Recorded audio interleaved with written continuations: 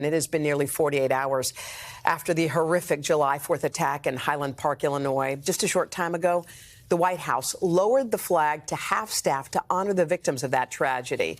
And now the 21-year-old shooting suspect has been charged with 7 counts of first-degree murder. Those in attendance applauding those charges as they were announced last night, and the state's attorney making it clear more charges will be coming. Meantime, we are learning a lot more this morning about the now 7 lives lost. Last night, NBC's Lester Holt spoke with Cassie Goldstein. She's the daughter of Katie Goldstein, who was shot and killed while watching the parade. Here is how she described what happened and how she remembers her mom. I told her that it was a shooter and that she had to run. So I started running with her, and we were next to each other. And he shot her in the chest, and she fell down, and I knew she was dead. She was just a good mom. I got to have 22 years with the best mom in the world. We've got it all covered this morning. We're going to start with Tom Llamas, who's there at the scene in Highland Park. Such emotional words this morning, Tom. Hey, Hoda, good morning to you. That's right. 7 families now dealing with that type of loss. And as you're about to hear, those that survived dealing with their own type of pain. This as we're learning about some alarming incidents and disturbing behavior by the alleged shooter in recent years, leading to the question, why was this young man who had made violent threats in the past able to legally purchase so many weapons? This morning, the lone gunman who police say unleashed a rooftop ambush on this July 4th holiday parade is facing 7 counts of first-degree murder with more charges likely to come. Police also revealing that they had visited the home of the suspect twice before, but he was still able to legally purchase weapons afterwards. His firearm application sponsored by his father. Overnight, I spoke with the attorney now representing the alleged shooter's parents. People are upset with the alleged shooter's parents.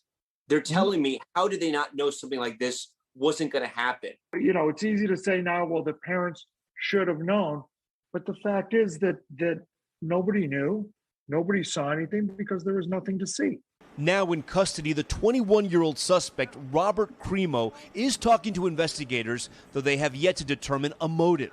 Authorities say he arrived at the Independence Day celebration dressed as a woman to help hide his facial and neck tattoos and aid in his escape. He blended right in with everybody else. 7 are now dead and at least 38 injured. Investigators say his attack was several weeks in the making. In the hours after the shooting, the ATF says they successfully traced the high-powered rifle used in the crime and left at the scene back to the suspect who had legally purchased the weapon. Once on the run, authorities say the alleged shooter borrowed his mother's car, initially driving to Wisconsin. NBC News learning he left his cell phone in that state before driving back to Illinois. A tipster recognized him, alerting police, who pulled him over and took him into custody. This woman who grew up with the alleged gunman describes him as a loner. I think that he was always an outsider, and maybe he wanted to let the world know that he didn't belong. Witnesses to Monday's massacre still have trouble grasping what they survived. I could see the shooter on the rooftop. David Salek was at the parade with his wife and 8-year-old son. When the shots rang out, Salek grabbed his loved ones and shoved them behind a metal park bench. Just steps away, a small child and an elderly man, both of them hit. Has it hit you, what if you were on the other side of that bench with him? Like how close you guys were? I don't want to think about that.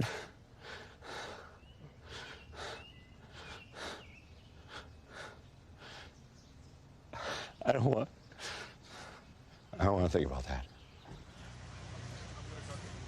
And that father telling me his son has not spoken to him about the shooting since, but did tell him he didn't want to go to any more parades. I also want to mention overnight Vice President Kamala Harris visited this site just behind me. She met with first responders and told residents that she's praying for Highland Park.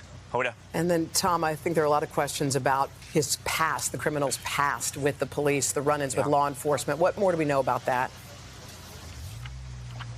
Yeah, we learned about some troubling incidents. Highland Park police say they actually spoke to him, the alleged shooter, twice in 2019, once after a reported suicide attempt, and again months later when a family member reported he had threatened to, quote, kill everyone. At that time, police confiscated 16 knives, a dagger, and a sword. No charges were filed, and after that incident, he was still able to legally purchase 5 different firearms, including the one that was used here on Monday, Hoda. All right, Tom Llamas for us there. Tom, thank you. Hey, thanks for watching our YouTube channel. Find your favorite recipes, celebrity interviews, uplifting stories, shop our favorite deals, and so much more with the Today app. Download it now.